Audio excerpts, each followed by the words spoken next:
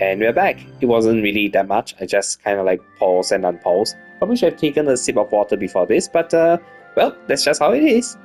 Galleon, type military rifle.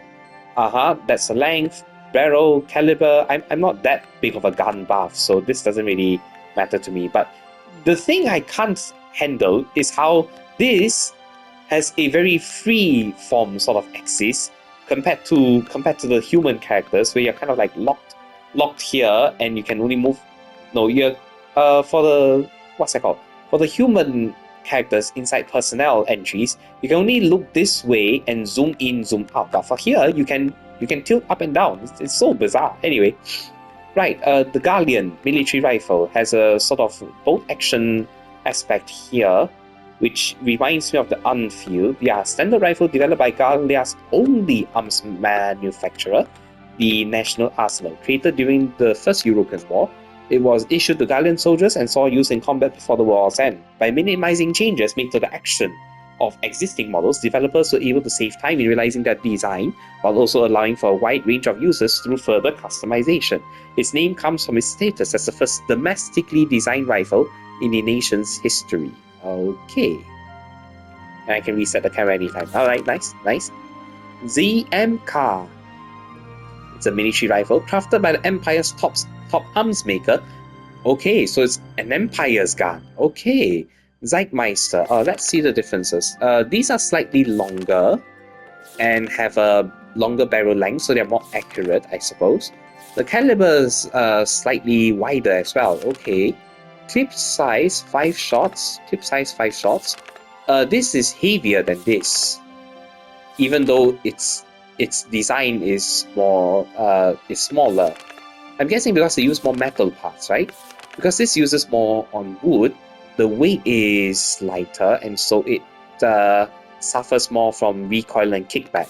Whereas these are heavier, so they are more stable and more resilient against towards kickback. And it's when you fire the shots, the sort of kick that each bullet has is probably smaller here. So you have greater accuracy in consecutive shots, but this you have greater accuracy for singular shots. Interesting. Crafted by Empire's top arms maker, Zeitmeister, this rifle is one of the factors that enabled the Imperial armies to sweep across Europa. Substantially lighter than conventional rifles. Really? This is lighter than this though. Whatever. Okay. Her ZM car has greatly improved unit mobility and won the thanks of those forced to carry them on their march. Its distinctive axe shape earned it the nickname Francisca among its users. Oh, they even have a name for this. Okay, the Galleon is just a Galleon, but the ZM car is called Francisca. Okay. Max military machine gun. Okay, it's the length is a lot shorter. Yes. Okay, clip size of 20, calibers 9mm. What's that called? 9mm bullets are less lethal compared to bullets of smaller diameter. So the smaller your diameter, the more penetrative power a bullet has, because it doesn't just stop inside the body, it penetrates through. And based on what I remember, at least from my time in the Taiwanese military and all, the reason why policemen use 9mm rounds is because they are less lethal, because they are wider. They tend to get stuck inside the person's body, so they don't exactly, they don't exactly punch holes through 3 or 4 organs with one bullet. So in that sense, it is less lethal compared to the 5.6mm rounds, at least from what I can remember. Right. Anyway. European War I saw a variety of firearms developed to suit a broad spectrum of needs. Among them, the machine gun's stopping power made it exceptionally popular among arms makers, both within Gallia and abroad. Though models of all shapes and sizes saw use in combat, the Max machine gun was especially prized on the front lines for its portability. Excelling in rapid fire, speed, and ease, it exhibited unparalleled performance in the close quarters of trench and urban operations. Ah, nice. Okay.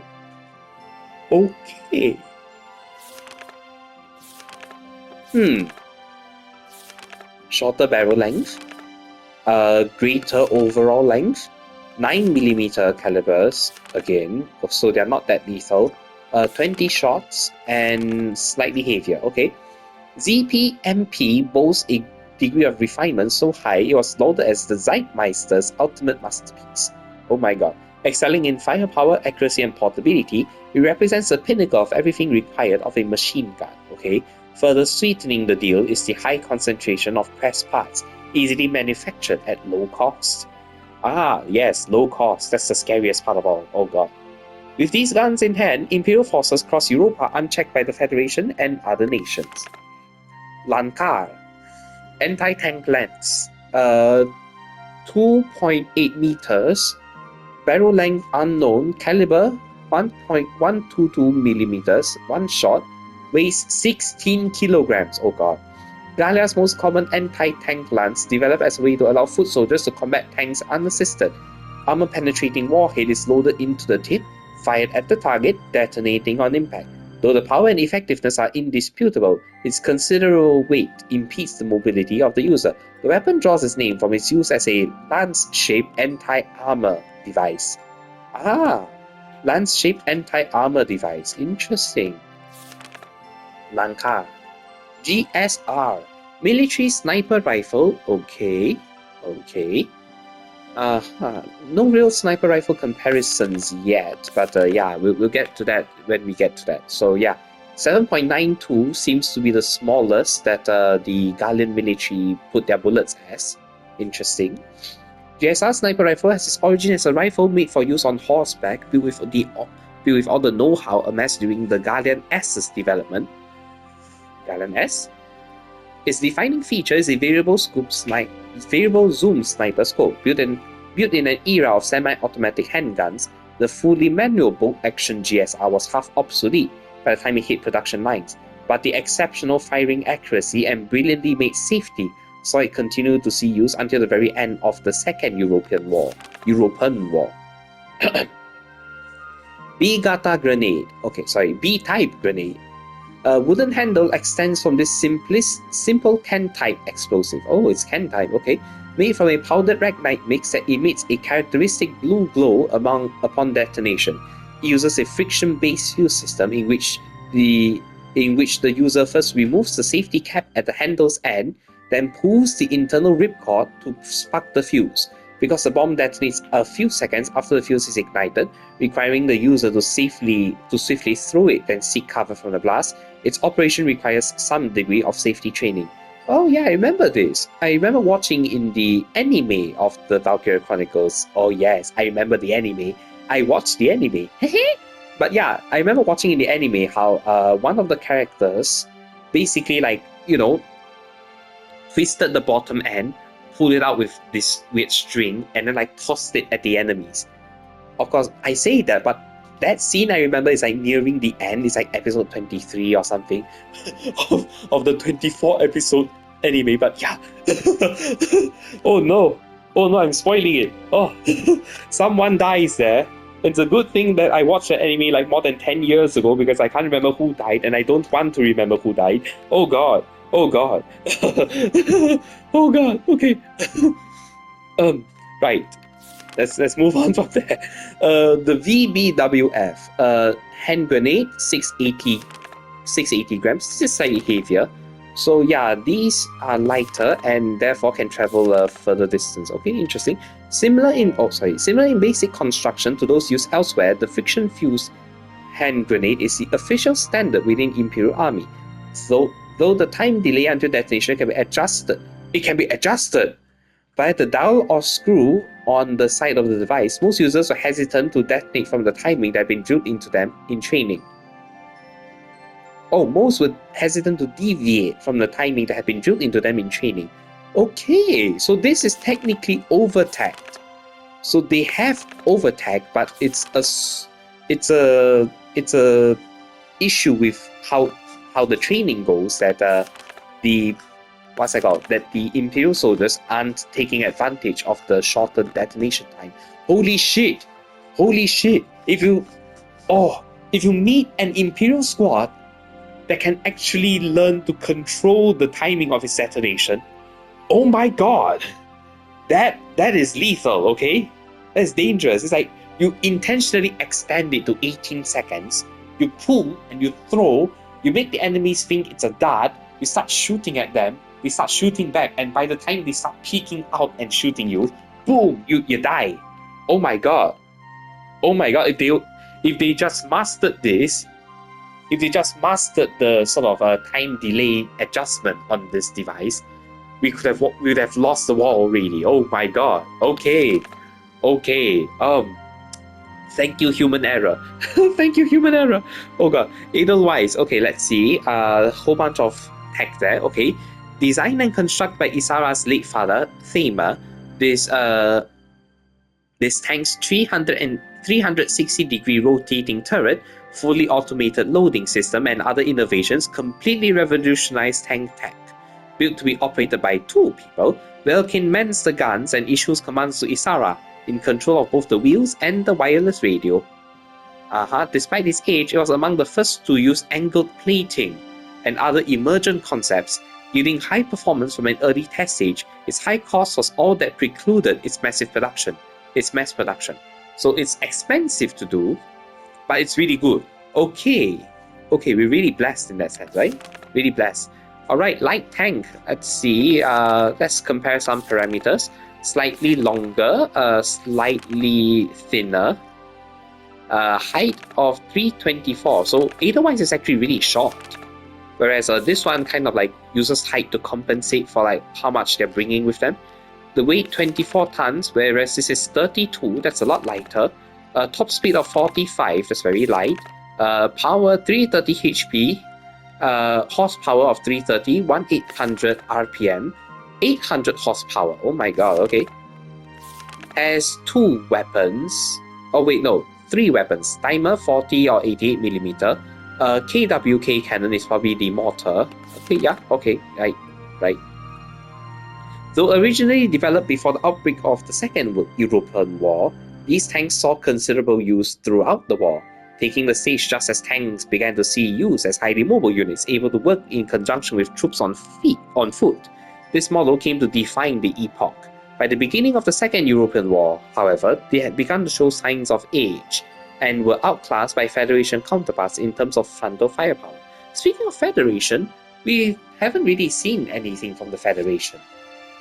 We've seen Gallian tech, we've seen Imperial tech, but we haven't really seen Federation. From what I remember, the 4th game is supposed to be supposed to be played from the perspective of a Federation soldier.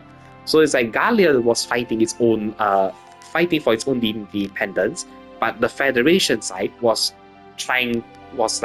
involved in like the actual meat of the war.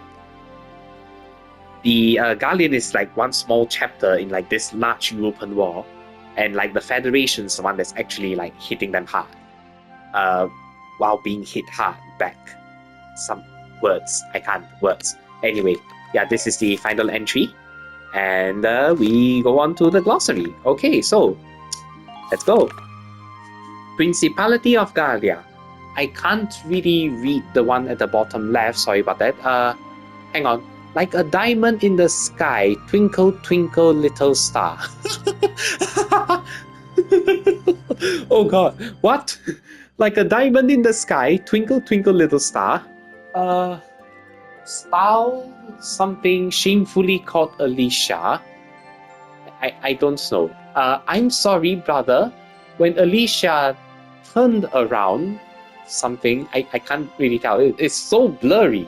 The words down there are so blurry. What the heck? What's that called? Shamefully called Alicia. I'm sorry, brother. When Alicia turned around, something his something his head. Too little to the something to says something emerald therapy. I can't tell. Oh, the words are so small. Okay. Let's read it let's read the right improper. Full of nature and rich in Ragnite ore, Gallia borders the Empire to the east and the Federation on its western edge. The small Central European nation is a constitutional monarchy. constitutional, ruled by House Rangris, the hereditary sovereigns of Gallia. The first ruling ancestor of the house, revered as a legendary hero of the ancient War of the Valkyria, I have no idea what that is, built a castle on the site of what is now the capital city Rangris, establishing it as the seat of Gallian rule.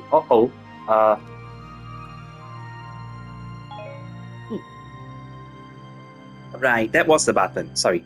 Despite its size of only 38.567 square kilometers and a population of just over 430,000, it boasts a rich and unique culture. The official currency is the ducat, the DCT. The ducat is characterized by policies of armed neutrality and universal conscription. So it kind of resembles Switzerland? Was that it? Was it Switzerland? I remember how the Switzerland what's it called? The Switzerland soldiers got to like mining out like their mountains desperately to like fortify it against attacks from like Germany, and like because it's a natural barrier against them, yeah, they basically swear armed neutrality through that approach. And because they had the terrain advantage to do so, it was a very interesting piece of history to really study. But yeah, anyway, Gallia's history is the same thing at the bottom left. It's like a diamond in the sky, twinkle twinkle little star.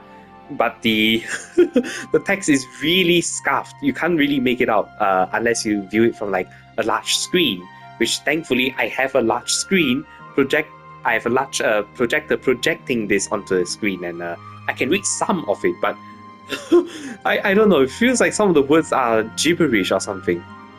And it's weird because like at the bottom left, the bottom right of the bottom left box, you can see something like, when Admiral something Welkin Axel or something, yeah, it's like I can almost swear that singular word there says Welkin. I can't tell anymore. Anyway, the nation was formally born in the 3rd century when Castle Rangris was built and rule over surrounding areas began. When the empire invaded Gallia at the turn of the 19th century, oh, that's 1,600 years of history, nice, the king renounced his crown, instead ruling over an autonomous region within the empire as Archduke. Okay. Huh. The king renounced his crown, ruling over an autonomous region within empire as Archduke. So he kind of left his position, went into the empire, and ruled as an Archduke there, as a vestige. As democratic movements swept Western Europa, the Archduke harnessed that energy in Gallia to push for freedom from the empire, resulting in the War of Gallian Independence.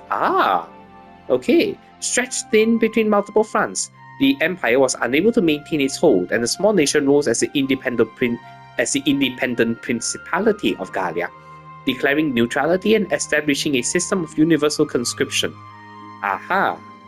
This reminds me of a lot of countries for some reason. Universal conscription is like the tagline for like most of the smaller countries that's not like US or... yeah, it's weird. Gallia's topography, okay. With the sea at its north and west, and thick forests shielding it to the south, Gallia is naturally fortified against invasion, historically allowing it to repel even significantly larger foes.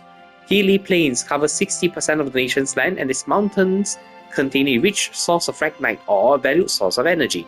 Large cities dot the flat lines to the north, while the rest is largely occupied by lush farmland. Gallia enjoys a temperate oceanic climate with little variation in rain levels throughout the year, and the soil is highly fertile. Because growing conditions for livestock and grain are equally favorable, Gallia practices a mixed form of agriculture. Okay, interesting. This small town lies on the imperial border at the eastern edge of Gallia. Windmills stand atop the crests of many of the region's rolling hills, but few are as large as so-called sister mills built from an old castle tower in the heart of town. Because it radiates out from the mill, Brule is also known as Miller's Home. Miller's Home. The town supposedly began as a hideout for royal guard soldiers who had revolted against the king. Perhaps in echo of that, this town, of just under 8,000, nonetheless has an active town watch, and Brulers are famed for taking pride in guarding their homes themselves. Except when the entire, empire marches in with like multiple tanks, lots of soldiers, and way too much in terms of like the total war. that they are declaring that. Yeah. Exports include dairy and bread made from locally grown wheat. Ah, nice. I like bread. And dairy. Nice. Okay. Capital city Rangris. Capital of Gallia since its days as a monarchy. This ancient city has the longest history of any in Europa. The city takes its name from the ancient war hero who founded it and began rule over the surrounding area, the ancestor of today's House Rangris. Surrounded by castle walls stretching 1 kilometer in diameter, the entire city stands as a citadel and contains the seat of Gallia's politics, economy, and culture. Fuck that shit. Castle Rangris, home to the Archduke, marks the iconic heart of the capital. Its single magnificent tower has been likened to a unicorn's horn, giving rise to the national crest that bears the likeness of the mythical beast. Okay, military headquarters. The Gallian Army's central base stands amid a wooded area at the outskirts of the capital, known informally as Fort Amatrian. Okay, in honor of General Amatrian, who was responsible for restructuring Gallia's military and establishing this facility during the First European War. Within its walls lie the army's command room, officers, training grounds, hangars for weapon storage and maintenance, and other military facilities. It also hosts living quarters, a mess hall, infirmary, and a relaxation lounge for the soldiers themselves. Even R&D work on inventing new weaponry takes place in an on-base facility, with mechanics and engineers hard at work there around the clock. Okay, so they have their own R&D. Interesting. Usually you would offload the process of R&D to outsourcing it to companies that actually specialize in manufacturing it, but I guess for this story, they kind of have to do it all locally in order to achieve autarky, and through achieving autarky, sustain the armed neutrality that they propose. Okay, anyway, the Great Vessel Bridge. Get away from me. Look. This massive iron drawbridge spans the Vassal River, which flows into Lake Gras near the walls of Castle Rangris. The bridge has origins in the late medieval era, when it was built with 2 towers at either bank as part of a ring of defensive installations around the capital. A 19th century renovation saw it made into a retractable drawbridge with a unique accordion fold design that allowed it to be operated by extending and retracting a single pair of cables. That sounds risky, just a single pair? You usually have 3 or 4 just in case one snaps. But whatever happened to redundancy? What happens when you need to replace the bloody thing? Well, whatever. The city of Vassal grew out from either side of the bridge, prosperous in its role as a transit gateway between the Gallian capital and the outside world, due to its key position on both ground routes, and a series of canals connecting it to the North Sea. Okay, nice. Alright. Europa. Oh, it's still the same. It says at the bottom left there, like a diamond in the sky, twinkle twinkle little stuff. That's interesting. Anyway, wait, the bottom left says twinkle twinkle little sky as well, or is that just the smudge of the letters? Whatever, I can't tell. Whatever. As a resource-rich part of the largest landmass in the northern hemisphere, this land has inspired those with dreams of domination for millennia. In ancient times, the Valkyria managed to unite Europa under their rule, giving rise to a number of kingdoms. Subsequent divisions arose as influential leaders within each of the kingdoms chose to splinter off to form new nations, and it was not long before the first campaigns of conquest began. By the 1800s, the balance of power lay split between the East European Imperial Alliance and the Atlantic Federation. Okay, Atlantic Federation, I'm guessing it's the, what's it called? It's the Federation that is fighting, right? Right. With the smaller nations in their shadows left to weather the waves caused by the clash of these two behemoths. Aha, East European Imperial reminds me of Russia, sort of? Or Germany? I can't tell. I think it's Germany, right? This kind of simulates Germany and Russia fighting in the Second World War. It's fascinating for sure, because when you look at the map here, Gallia has like much of its landmass neighboring the Empire. A lot of the landmass in Gallia neighbors the Empire, and there's only like that one small bit there which neighbors the Federation.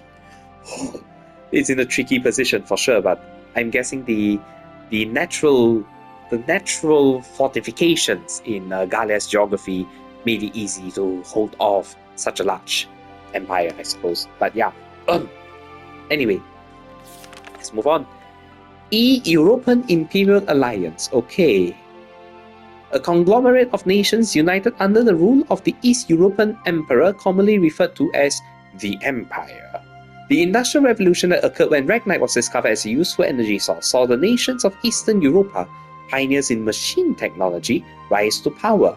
Already tightly bound by a network of marriages amongst their royalty, these nations now joined hands in a formal international alliance. While not technically an autocracy, the Emperor enjoys limitless authority within the alliance, only within the alliance, but that's the whole point of politics anyway. The Empire retains customs and practices held over from medieval times, and its people are known to harbour conservative views, including a strong hatred for the Darkson race. Oh, that's a shame. It's a real shame. EC, European Calendar. This calendar used across Europa has at its origin the Valkyria conquest of the continent.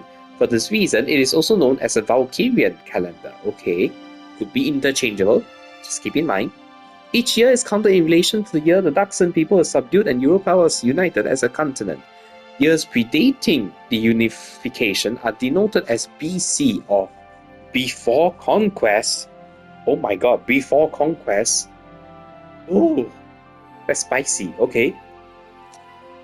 So BC means before conquest in this story world, whereas for our world, it mirrors before Christ. So it's almost like the militarization of religion, or the, what's it called? The sort of religionization, no, what's the word? Sanctification? Yeah, the sanctification of military or the militarization of religion. I'm not sure. I'm not sure which is the thing, but yeah. The First European War. Friction between Federation and empires surrounding Ragnite resources escalated into a continent-wide war, the First European War. The Industrial Revolution of the 18th century led to skyrocketing demand for Ragnite, pitting Europa's two twin giants in a race for resources. Okay, when the Crown Prince of the Empire was assassinated at the start of the 20th century, tensions spiraled into all-out war. Though the Imperial force employed a corps of newly developed tanks, hostilities soon became bogged down in fruitless trench warfare, and the two exhausted powers ultimately signed a ceasefire agreement. Okay, during the war, Gallia's military, led by General Belgian Gunther's tank corps, fought an imperial invasion attempt. Okay. Second European War doesn't seem too much different from the first. I don't see any like significant landmass changes here and there. Maybe it's just reusing the picture, I can't tell. Oh well. Second European War. Beginning as an imperial incursion into Federation land, the Second European War quickly engulfed the entire continent in what became the largest scale war in Europa's history. Though the First European War ended in a stalemate, both powers had spent the intervening years stockpiling arms and preparing for the inevitable return to hostilities. After a short 20 20-year pause, the Empire began the invasion anew, taking 3 of the Federation's border republics in quick succession. The Federation responded with a formal declaration of war. Okay, it wasn't long before the forces of both superpowers began to spill across the borders of other neighboring nations. Soon, all of Europa was caught up in a war that dwarfed all those in memory. Universal conscription. I know what that means, but for argument's sake, let's just read it. One of Gallia's national precepts states that all citizens are eligible to be drafted into service in times of war. Enacted as a way to enforce the position of armed neutrality adopted after Gallia won its independence, the law prescribes a 3-stage draft according to need and applies to men and women alike. Schools of each level offer mandatory military education, and all citizens are required to graduate from middle school, meaning that all Gallians have basic training in combat skills. Oh my god, okay. Universities double as officer training schools, and graduates are eligible for the rank of lieutenant upon enlistment. Oh my god, Gallia would be like, if we're getting in war, it's definitely total war. Don't even talk about it. Don't even talk about it. It's straight up just total war, straight off the bat. Oh my god. Okay, that scares me. That's actually scary. Oh god. The Gallian army, standing self-defense force, serves to uphold Gallia's position of neutrality. As every citizen receives basic military training, most of Gallia is also guarded by independent watch groups, and defensive preparations are made on a town, neighborhood, and household level. Okay, in times of peace, Gallia's army is made of 80,000 ground units, 10,000 marine units, and 2,000 military police units, in addition to the autonomous town watches found across the nation.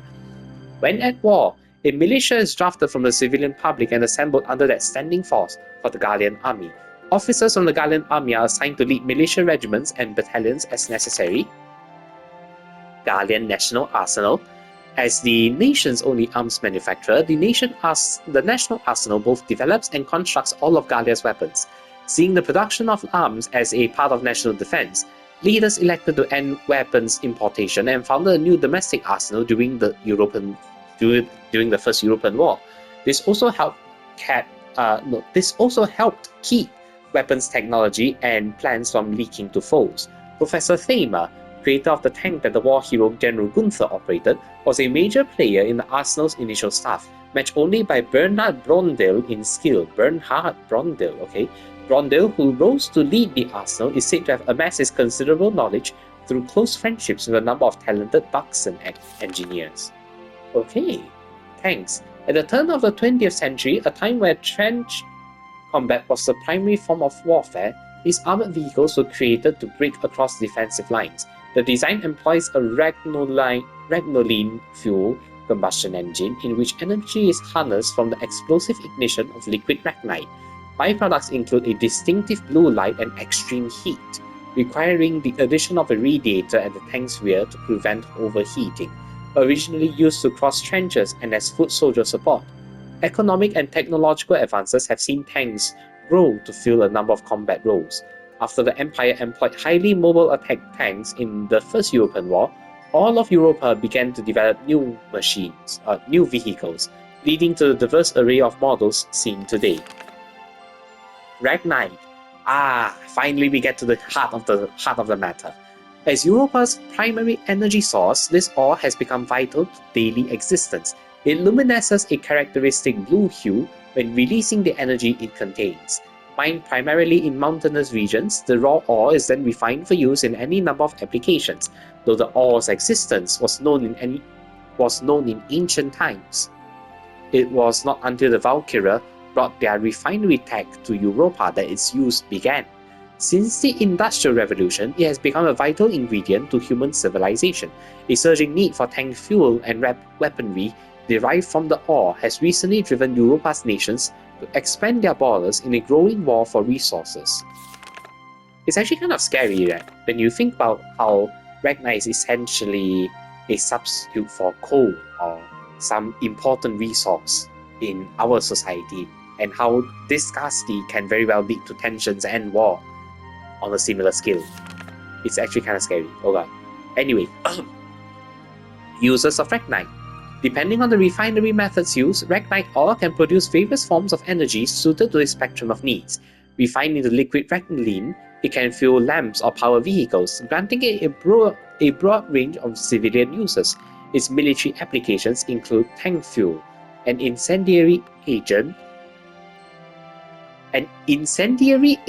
in flamethrowers. We have flamethrowers? Maybe not. The explosive payload in hand grenades and countless others. Medical scientists recently learned that the ore also acts as a painkiller. Oh my god. Oh my god, okay. When you conflate this resource with a variety of other uses like that, you basically create a recipe to start wars, basically. Okay, alright, okay. Developing a controlled disinfectant and restorative agent known as ragnate. New properties and applications for the ore continue to be discovered daily, and few doubt that this resource will only continue to grow in use and value. lion's paw, a perennial plant found across Gallia, near and dear to the hearts of many as a sort of informal symbol of the nation. Distinguishing characteristics include small, white star-shaped flowers and seed tufts, often carried off by the wind, like tiny snowflakes. So it's like dandelion, but not, okay? Its leaves spread close to the ground surface in clusters, with stalks bearing the plant's flowers at their center.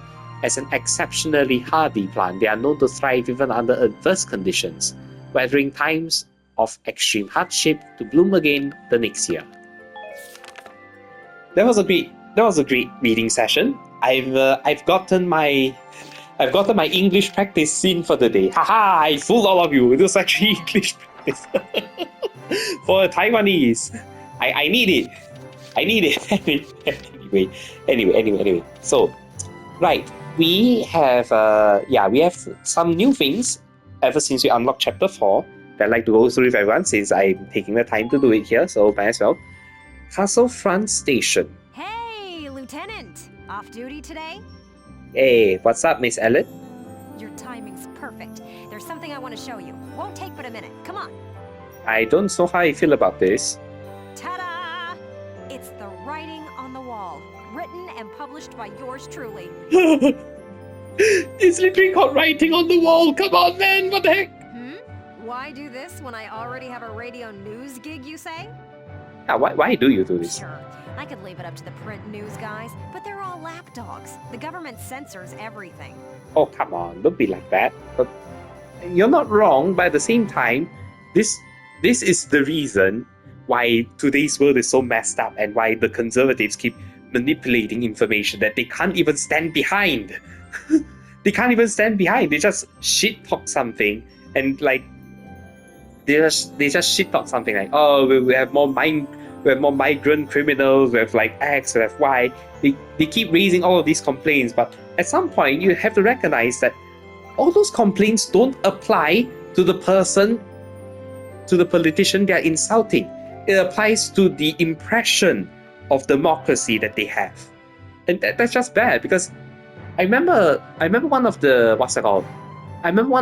stand-up comedians, not stand-up comedians, one of the talk show hosts on like these kind of politics on the Democratic side.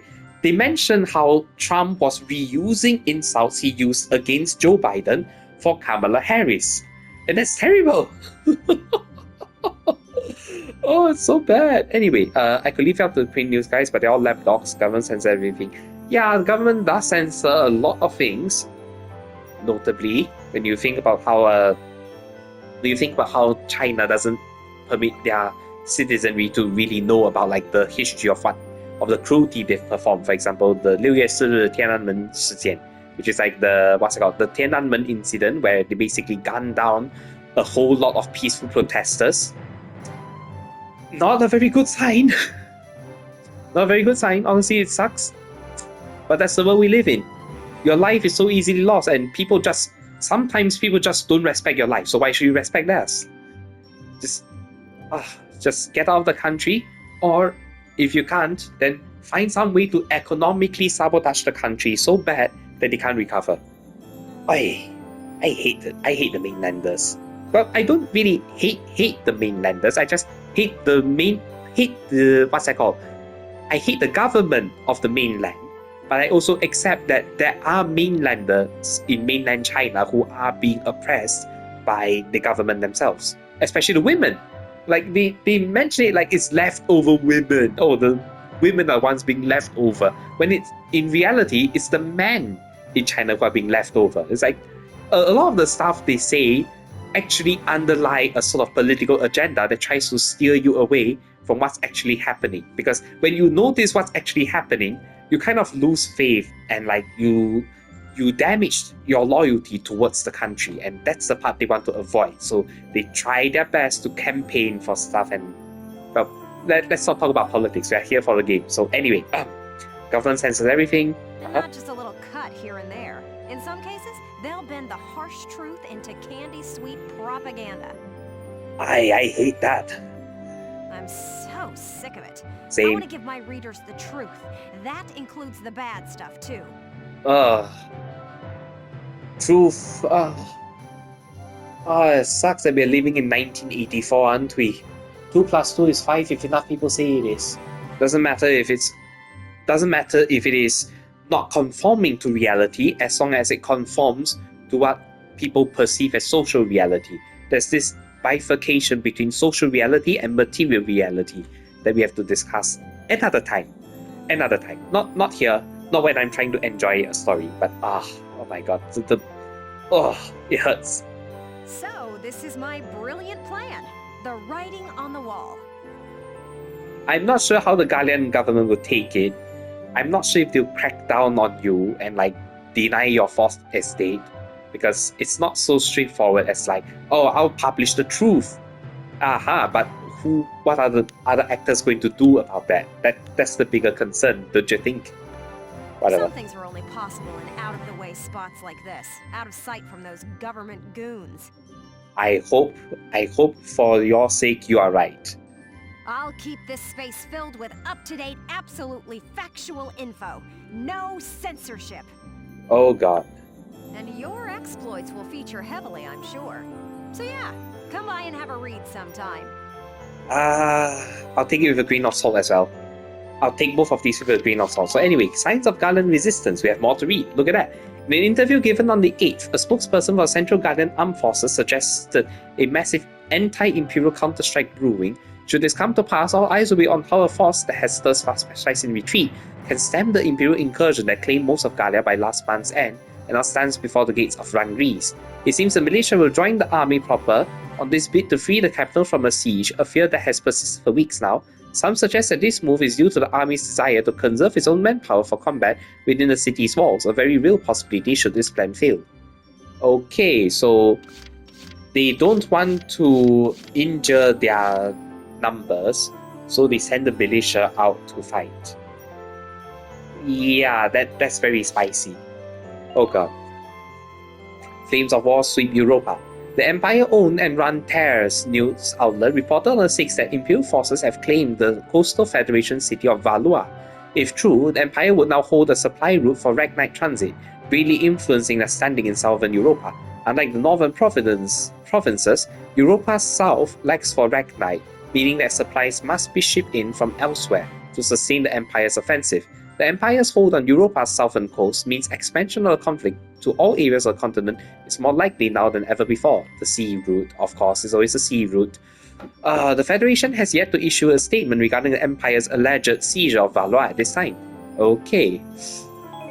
Spicy. And while you're here, I want to put a book out someday, right? To put the truth in the hands of the people. You do you. You do you. But I'm just a radio news grunt, you know? I'll be paying for everything out of my own pocket. You're not getting 2 cut from me, I'm sorry. So, I figured I'd ask you. Think you could find it in your wallet's heart to help a girl get started? No. I'd make it worth your while. You guys could feature in the book I write. No. I still haven't decided what all I want to put in it, but I promise it'll be all about you. I am very skeptical about this, and See this fat stack of notes? I've got a ton of material already. I'm very skeptical about this, and I don't think this is a good idea. So how about it? Call it an investment in the future rising star of authordom. Please? No. No. Oh god, it's asking me to pay for it, isn't it? Can I back I out? plan on putting out new editions periodically, so drop by to check it out often. Oh, thank god. Thank god I can just cancel. Okay. Especially after you've made some headlines on the battlefield. That's the perfect time to strike. I'm not gonna pay her yet. I'm counting on you out there, Welkin. You need to keep me supplied with exciting material. I'll do it after the war is over. You can write after the war is over, not while the war is going on. Especially because writing while the war is going on is always a bad idea. Especially because you might get killed in the middle. And your story just kind of ends there. The Imperial forces come in, they take your story, they rewrite it to fit their own narrative. Yeah, that's bad. I'll do it after the war is over. After the war is over. Probably. I'm not sure. If I have the money to spare, I'll do it. But if I don't, then whatever. Whatever. War Cemetery. The Fallen. ... Paying your respects? Sorry, I suppose that was a foolish question. No question is ever foolish. Don't worry about it, old man. Actually, no, sir. I'm not here visiting anyone in particular. Oh, then might I ask what brings you to a place like this? Ah, I find it sobering, standing here in front of all those who died in the last war. sobering, huh?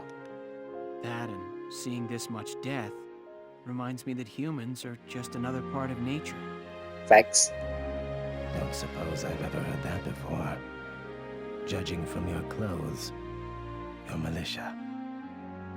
I like the music. It's very somber, in a very pleasant way. It's weird. You don't expect somber music to be pleasant, but whatever. Yes, sir. Lieutenant Welkin Gunther. I'm in charge of Squad 7, Regiment 3. Gunther. I see. Squad leader. Very impressive for a young man. Plot twist.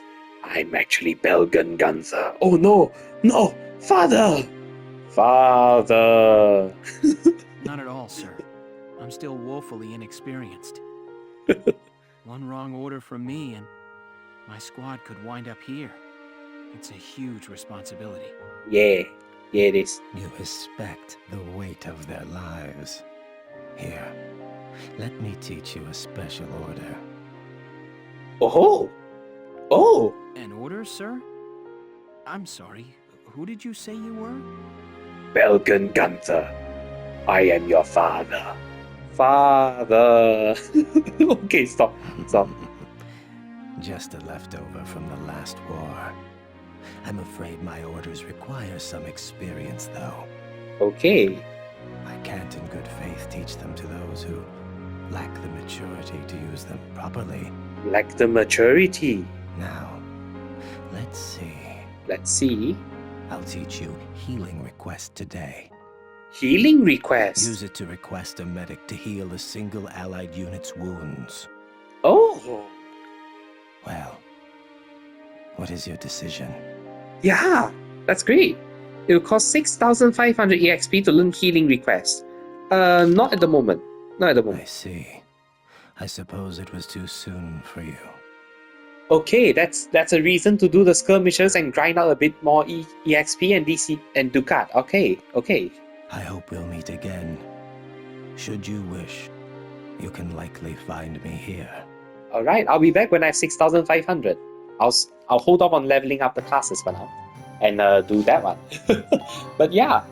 Alright, that's a wrap for tonight. I think it's late enough. I will... Oh, personnel has been updated. Personnel? Oh, down there. Oh. There you go. Age gentleman. Age 52. Hey, you can see he's back. Nice. A frequent visitor to the graves of his fallen First European War comrades, this doleful gentleman has begun passing his learned orders down to Velkin. Aha! Nice. Alright, yeah. That's enough reading for today, I suppose. Enough reading for tonight, rather. And yeah. I'll see... Oh, wait, no. Yeah, let's go to skirmishes and try to beat some of these. So yeah. Alright, I'll see you guys next time, and hopefully we can peek around and see whether this scout trial is worth clearing. So until then, this has been your local... Oh no, wrong button. Sorry. This has been your local Taiwanese. Love each other, hug each other. Huggy will save the world. HUGI. And, just remember not to forget what I just said. Anyway, bye. Take care. Have a good one. Bye-bye. Bye.